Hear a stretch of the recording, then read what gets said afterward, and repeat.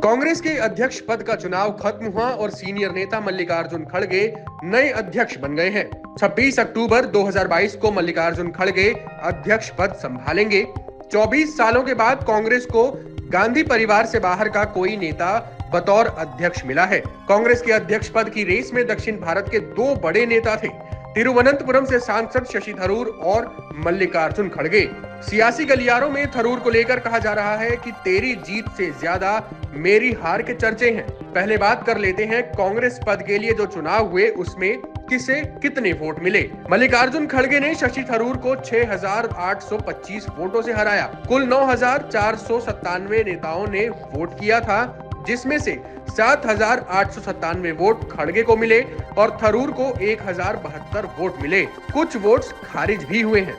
इतने बड़े मार्जिन से हार का मतलब ये है कि कांग्रेस पार्टी अभी थरूर में अपना लीडरशिप नहीं देख रही। अब बात करते हैं कि चुनावी नतीजों के बाद दोनों नेताओं की क्या प्रतिक्रियाएं थीं। शशि थरूर ने वोटों की गिनती के दौरान ही चुनावी प्रक्रिया पर सवाल उठाए थे। शशि थरूर ने यह भी कहा था कि वो चुनावी नतीजों से संतुष्ट नहीं है।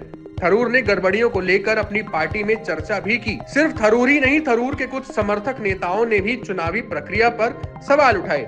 इन छोटे मोटे विवादों के बीच गिनती पूरी हुई और बड़े मार्जिन से खड़गे ने जीत दर्ज की। हालांकि बाद में शशि थरूर ने मल्लिकार्जुन खड़गे को जीत की बधाई दी और ये भी कहा कि खड़गे के कार्यकाल में कांग्रेस मजबूत होकर उभरेगी।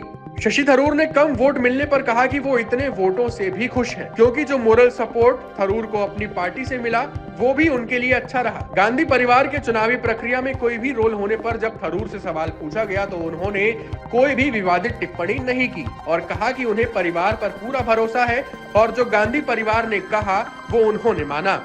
जीत के बाद थरूर और खड़गे दोनों ही गले मिले और एक साथ मीडिया के सामने आए। हालांकि मल्लिकार्जुन खड़गे ने थरूर पर कोई भी विवादित टिप्पणी नहीं की। खड़गे ने जीत के बाद प्रेस कॉन्फ्रेंस में कहा कि वो बीजेपी के खिलाफ लड़ेंगे और पार्टी को मजबूत करेंगे।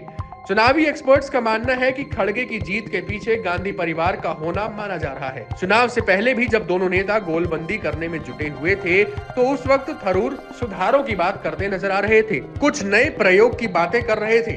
वहीं खड़गे ने न ज्यादा कहीं बयानबाजी की और न ही वो कोई जोर दिखाते नजर आए। माना जा रहा है कि यही कारण है कि खड़गे गांधी परिवार के पसंदीदा बन गए।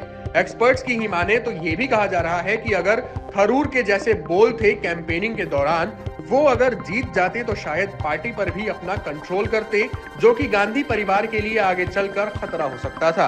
अब ये कहा जा रहा है कि गांधी परिवार का खड़गे के प्रति रुख भांपकर ही पार्टी के दूसरे नेताओं ने भी वोटिंग की है। साथ ही थरूर के लिए भी संदेश साफ हो गया है कि वो गांधी परिवार के आशीर्वाद के बगैर जीत नहीं सकते।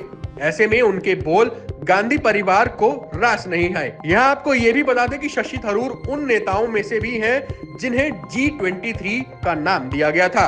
G23 वही बागी गुट है जिसमें कांग्रेस के नेताओं ने कांग्रेस के अध्यक्ष पद की जल्द चुनाव करने की मांग की थी। खैर, कांग्रेस अध्यक्ष पद के चुनाव हुए जिसका नतीजा बैलेट बॉक्स में बंद हुआ और पेटी खुलते ही खड़गे के सिर पर पार्टी अध्यक्ष का ताज सज गया। लेकिन सवाल अब भी कई सारे हैं, जैसे कि क्या खड़गे के कार्यकाल में कांग्रेस पार्टी की डूबती हुई नैया पार लग पाएगी। Times now Bharat digital originals की रिपोर्ट।